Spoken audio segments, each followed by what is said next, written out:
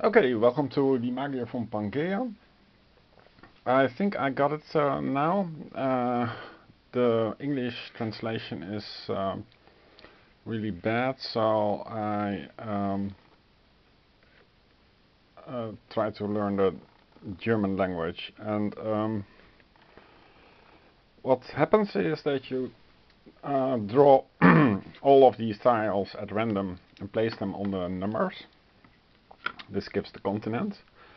As you can see, each continent tile, each land tile has an amulet that can be dug up. The amulets are not placed yet. They are just kept on the side.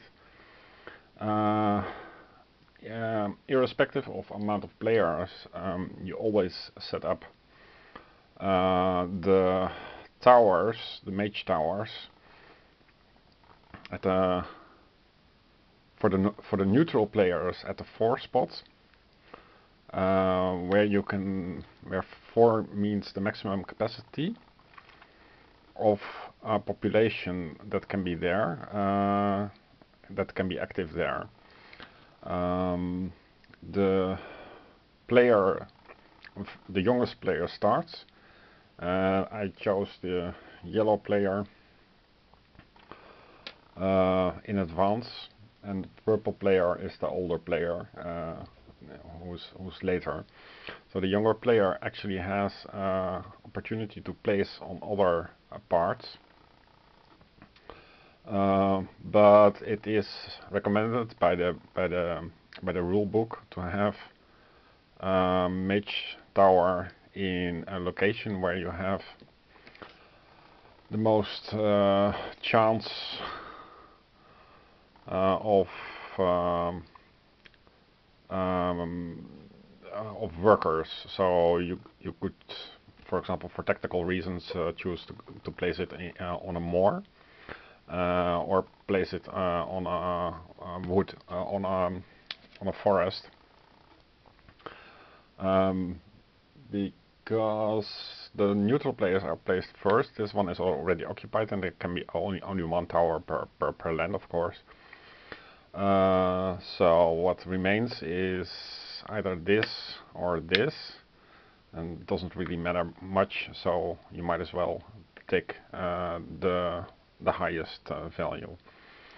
The marker means the amount of goods that you have, and how the goods work is at some phase in the round, you count the number of active workers, and those workers are workers that don't have an amulet yet and are on the full side displayed, and they can only become active if they are from inactive. So inactive is this side with a square inside, and active is without a square inside. They can only become from inactive to active if they arrive at a land tile that corresponds with the type of the land it belongs to. So this walled thing is dark green, as you can see here, dark green. So this dude is most happy in a dark green thing. So if he came a lot from here to here, he would become active. At some point they can gather an amulet. There is an infinite amount of amulets, I think, thematically. So then they carry an amulet, and then he is not active anymore. And it's the German word fertig. It means ready, but he is not ready because he's busy. So let's call them ready and unready. So the point is that during a turn, now it gets really intricate. Because some of these neutral states, neutral Magier towers, you also populate them with 3 workers because they have a 4 spot.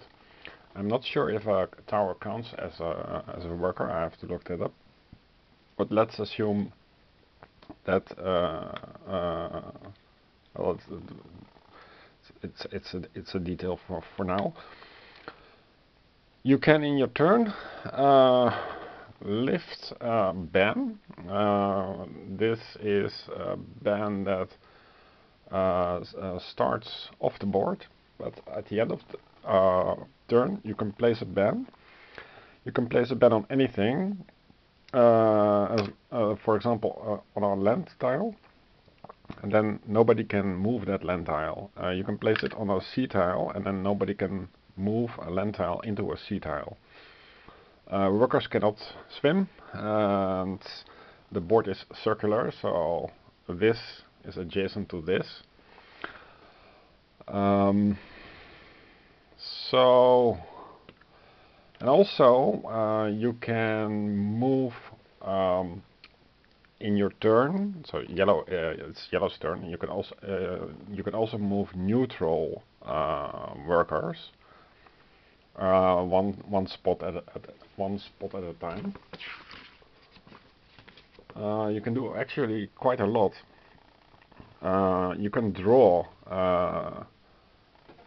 from the back, because the workers that you drew, and also the workers that I drew for the neutral states, were drawn from a bag. Everybody has his own small bag.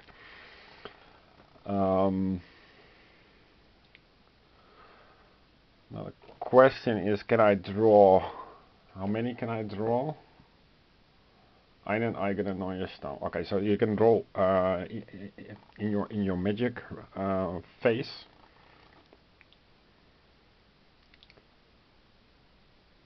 Yeah, so every player does the 6 phases first, and that is lift the ban. Then do magic, and magic means draw a new worker, place it in your tower, and then you can also shift land. So for example, I could shift any land 1 space. You cannot do it diagonally, and you can also move a land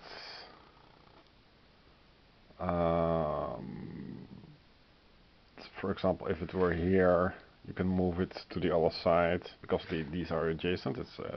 It's a globe.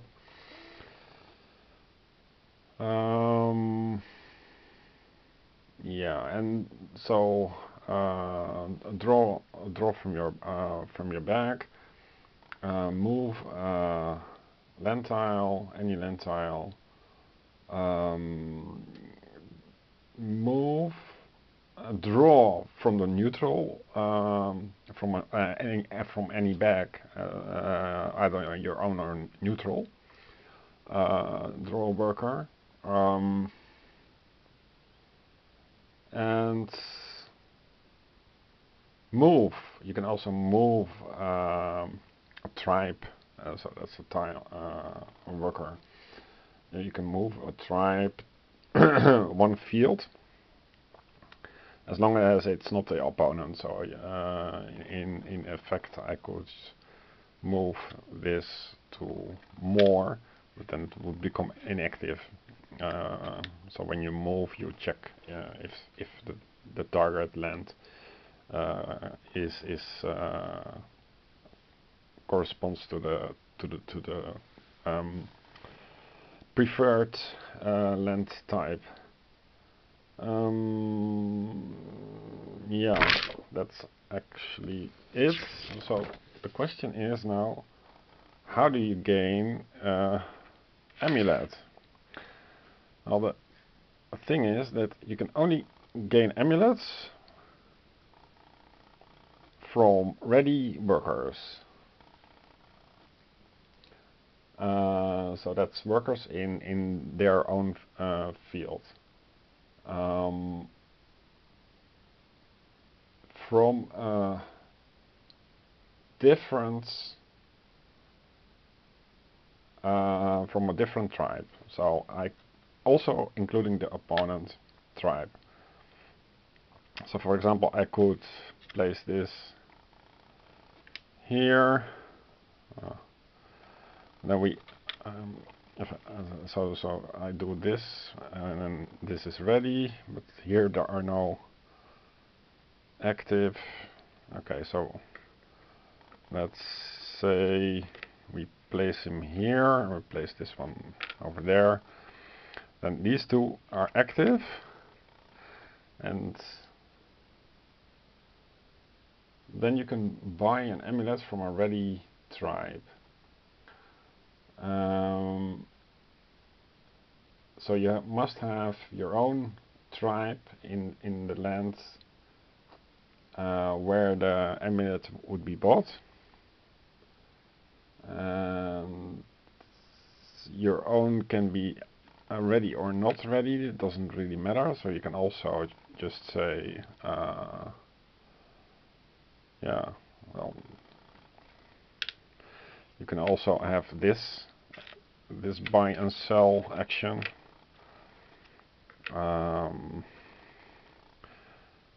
So it's not on a more, and this guy is also ready. And then you can buy an amulet from them for the price.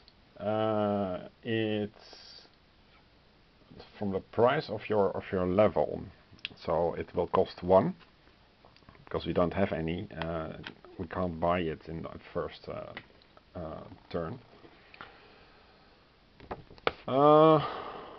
Yeah, so let's see how this goes. For how do we get goods. Okay, bye.